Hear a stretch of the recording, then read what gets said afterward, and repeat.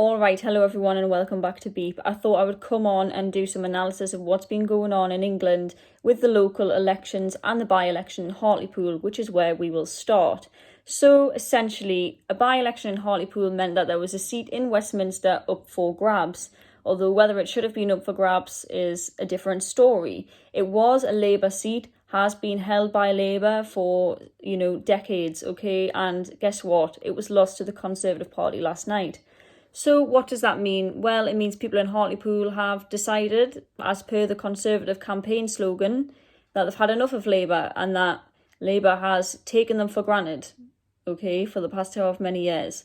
Then you look at the council election results, and we've seen in Sunderland, the Labour Party and the UKIP vote has been split between the Conservative Party and also the Lib Dems. So in Sunderland, we'll have a lot more Lib Dem councillors than we previously did, and a lot more Conservative councillors and less Labour councillors.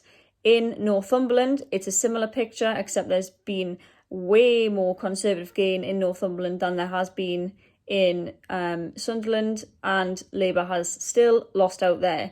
So, except from Gateshead, where the Labour Party has managed to hold on to pretty much every seat, nothing's changed, the people of the North East are seemingly sending this message at the polls yesterday to say basically that they have had enough of Labour. And why is that? Why has Keir Starmer's leadership not managed to cut through? People thought that once Jeremy Corbyn was out of the Labour Party, then that'll be the beginning. And it seems that actually Labour's managed to lose Hartlepool, which was a seat that Jeremy Corbyn won twice, despite it being a big Leave area.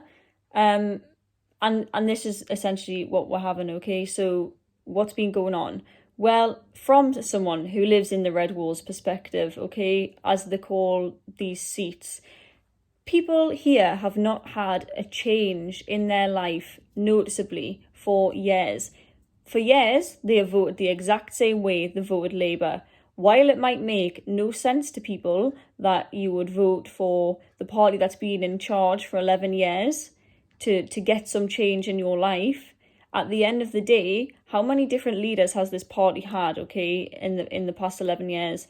They have had David Cameron, Theresa May, Boris Johnson, okay? This is a change. It's not been the same man or woman in charge for these 11 years. So for people here, this do see, I believe, Boris Johnson as a man who understands, as absurd as it may seem for the man from Eton, who understands the problem. And that is because they have tapped into the feeling here that the Labour Party hasn't managed to do. They've tapped into the feeling that people are sick, people have not felt change, people do feel taken for granted. And how can they not feel taken for granted when, for example, in my ward, the Labour Party has not campaigned at all here, okay? We have had one small leaflet reminding people to vote. That was from the Labour Party. Nobody has knocked on a door. There's been no manifesto. I have not seen the councillor who has won the election here in my ward, not seen her once.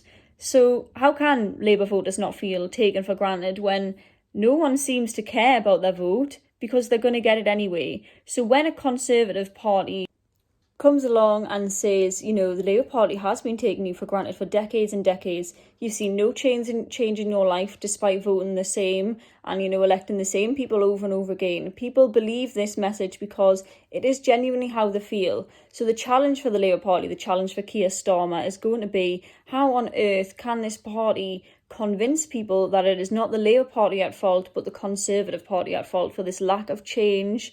And also, how is the Labour Party going to tell people in the North East, in the Red Wall, that they do care? How are they going to get this message out, and how are they going to make people genuinely believe it?